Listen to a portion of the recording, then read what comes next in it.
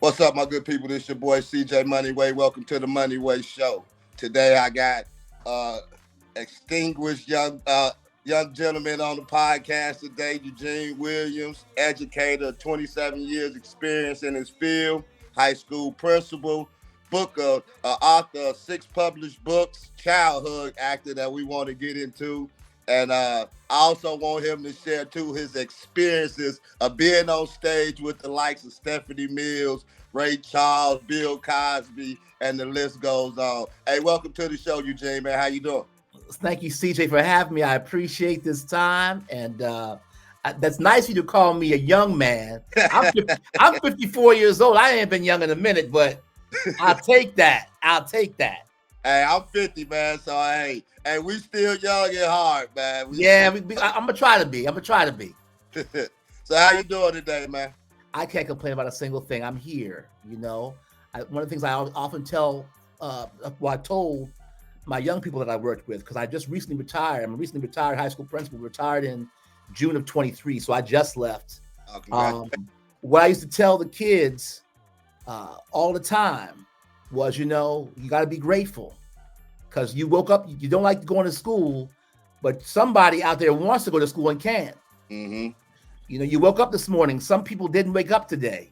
You brushed your teeth on your own. You tied your shoes on your own. There's a whole bunch of things we take for granted that we get upset about, and a lot of people take very seriously because they couldn't do them. So my thing has always been be grateful in the little things because they add up, and you're here. That in and of itself is a blessing. Yeah, I do. I'm with you on that. It's the small things that matters. As we say, he who is faithful over little things, you know what I'm saying? Yes, indeed.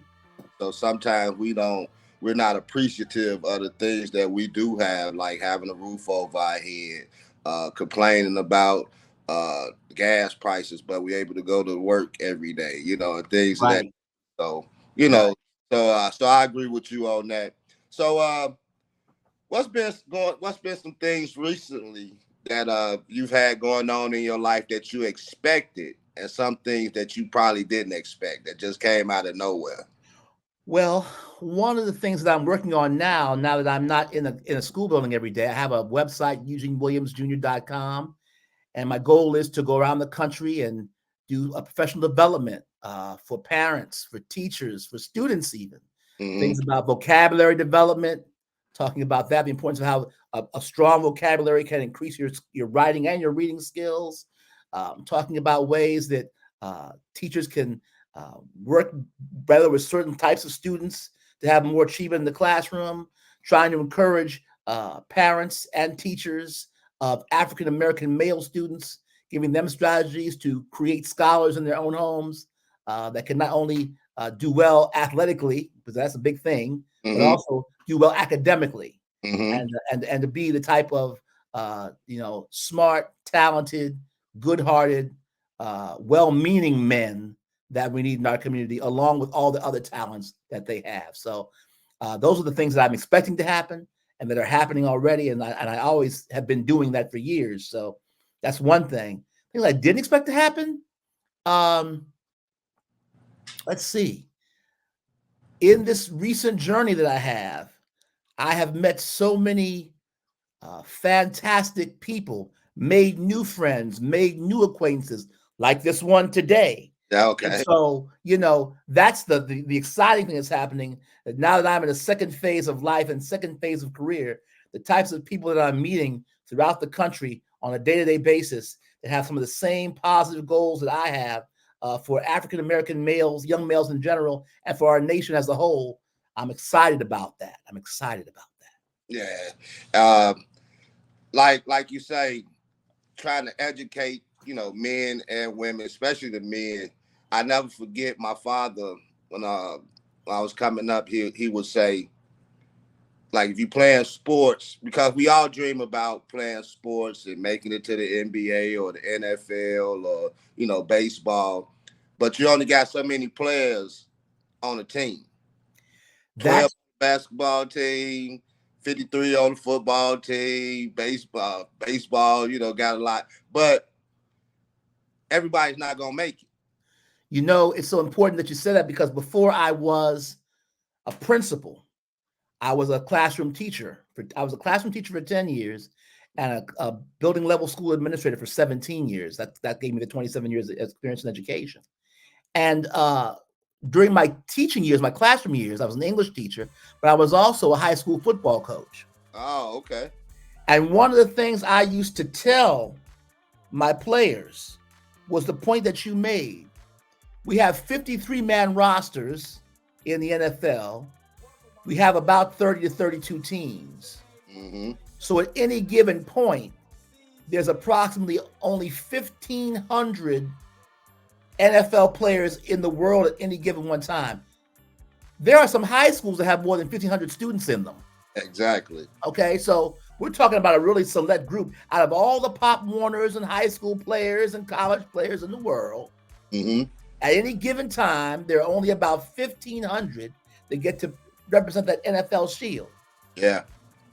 I mean, and the same for basketball is even a smaller fraternity. Oh, yeah. You're Yeah. talking about a 15-man roster, maybe. And that's if they and normally they go with 12 because they keep some spots open. Right. Want to bring people down or not, from the G League or whatever, saying they want to do. So yeah, so you might have 500 guys at the NBA at the same time after all the playground, Rucker Park folks and the backyard folks and the YMCA people and all of that. All that. I mean, you see talented brother, like you said, the YMCA right now, that like, man, how you didn't go to the league? Right. There's a lot of things. I mean, like with that being said, before I go, but what he told me was, Eugene, was that they could take a lot of things from you, even, what we was talking about offline. But one thing they can't take from you, and this is something that I want you brothers to understand and know too, I believe Eugene is trying to push this message, is that they can't take what you put up here. No, they can't.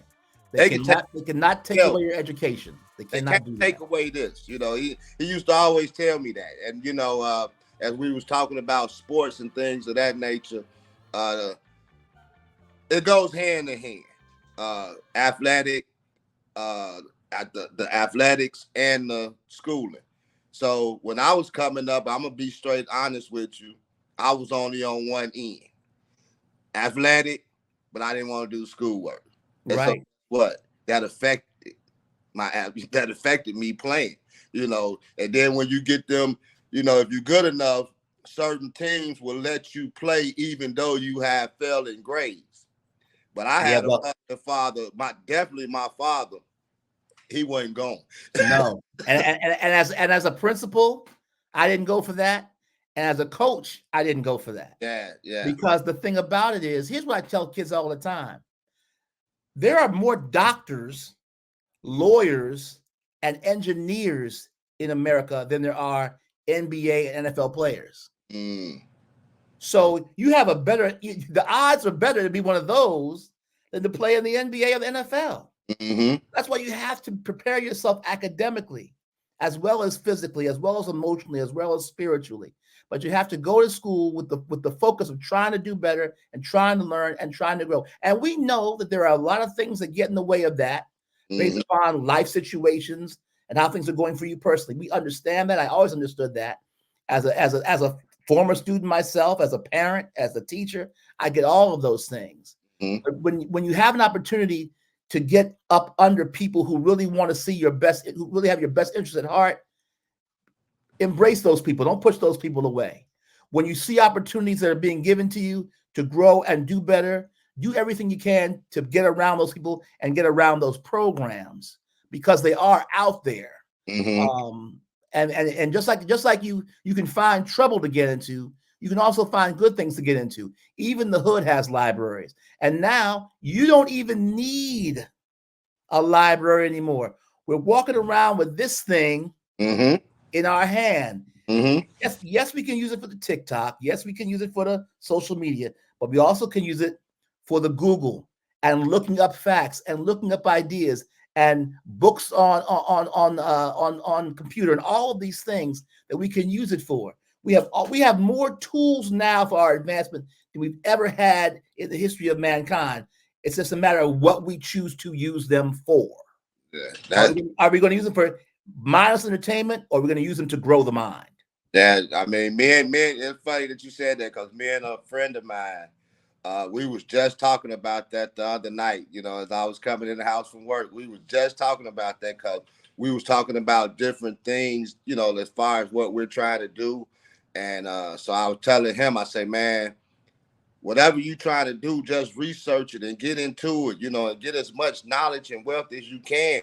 You know, I'm like, and just what you said, I'm like, man, we got phones that we can look up and Google up anything that we want to find out nowadays, you know. And like you said, like he said too, he say back in the day, like our grandfathers and our fathers, them, they had to go to this little small library that had all these books in there to go try to find what you're looking for. You know what I'm saying? But we don't have to do that no more. We don't, like you say, it's right there. It's right in our hands every day. A wealth of knowledge for us to advance, to do what you want to do. But it's all about the mindset. It's all about the mindset. Well, a lot of these young cats out here are too young to remember when you used to have to go to the library and look through the card catalog with the Dewey Decimal System and the microfiche. And you could spend a whole hour just trying to find books and sources. Exactly. And now everything's at your fingertips, and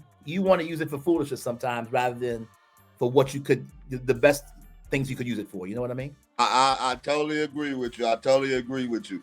And speaking on the educational part, so what was the educational process like for you, you know, to go from college, high school? What made you want to be an educator? Well, first of all, it's in my blood. Mm-hmm. My late parents were both educators. Oh, okay. My late father, Dr. Eugene Williams Sr., was one of 9 children born in rural Orange, Virginia. They were poor, but they didn't know they were poor, if you know what I mean. Uh-huh. He worked as a houseboy, as a butler for the white headmaster of the local white private school when he was coming up. He saved his money and used that money to go to St. Paul's College and get his bachelor's degree. Then from St. Paul's College, he went to the University of Virginia. I was one of the first African Americans to get a master's degree in education from the University of Virginia. Okay. And then he got his doctorate degree in secondary education from the University of Miami. That's where he met my mom, who at that time was studying for her master's degree in American Studies at the University of Miami. Okay. And she grew up in the part of people that are from Miami-Dade County will remember a place called Liberty City. Heard of it. She grew up in that area. And she then, she did very well in school. She went to Florida A&M University for her bachelor's and got her master's from the University of Miami. Now, once they got into education as a career, they went even further. My father was a teacher for a short time. My father, at one point in his career, was the dean of Sojourner Douglas College. He was a professor at Howard University for a few years. He was the director of test score improvement for DC Public Schools for several years. My mother, at one time, aside from being a teacher, she was the regional language arts coordinator for all of Miami-Dade County Public Schools. Okay. And back in 2008, I love talking about my mom and dad because they're my heroes. Back in 2008, my mom ran for mayor of Miami-Dade County. Wow. Now, she did not win. Okay. Here's the crazy part about this. This goes back to our point about you can do what you want to do, and if you focus on things. So she had a $500 campaign account because she was retired by this point and was on a fixed income. So she had a $500 campaign budget. The incumbent mayor had $1 million campaign budget. Do you know my mother still got 40% of the vote? Wow, that's a big difference. 40% of the vote. Wow. And so it's just really crazy to think about that. Yeah. And know that with that type of, if you put the energy forth and you have commitment and people know your heart's in the right place, it's amazing some of the things that you can accomplish, especially if you're dedicated to something. Now, my mother had spent a lot of time They knew my mother from after her career was over in education. She spent time in the school board meetings. So she was well known in the community as the person that would speak out and defend the kids and be a spokesman for the kids, especially in underserved neighborhoods. And so that was how she kind of gained her popularity, which propelled her to run for mayor of Miami-Dade County. But long story short, those were the role models that I had. Okay. And so education was going to be something that was going to be part of my life, regardless of whatever career I chose. Mm-hmm. But anyway, I started out as a high school teacher in Prince George's County, Maryland. And then I taught in charter schools in Washington, D.C. for a while. Then I taught for many years in Virginia, state of Virginia. Okay. And my goal was, so my parents, when I was young, I was in private schools. I went to predominantly white private schools. Okay. And what I noticed was, it wasn't that those kids were any smarter than the kids in the neighborhood where I lived. It's just that they had more access and opportunity to learn things and hear about things. Mm-hmm. And so my goal, I said, if I go into education, I'm going to try to make that the great equalizer. I'm going to take what I've learned as a student in terms of my experiences with folks from upper middle class backgrounds and give that experience and give that information, pour it into the kids that I work with, whether they be in rural areas, urban areas, underserved areas. That was my goal, to put people who normally don't win in positions to win. And it's still my goal. Yeah, that's awesome, because I see that I was reading something where it talks about that you were real big on trying to getting minorities in higher educational programs, so that they can visit colleges and go off to colleges and things of that nature. Yeah, I did. I worked. That was a big program I had when I was working in Orange County, Virginia. I was blessed to work with a group of other Black male educators, Walter Bryant and Jesse Magruder, and we were able to create a program that's based off of the model set forth by Dr. Donna Ford and Dr. Gilman Whiting of Vanderbilt University. We called it the Academic Scholars Institute. And our goal was to identify those African-American male students who were doing well in school. And we wanted to encourage them to enroll in the advanced placement classes, the honors classes, the dual enrollment classes, the classes that we really didn't see too many of us in.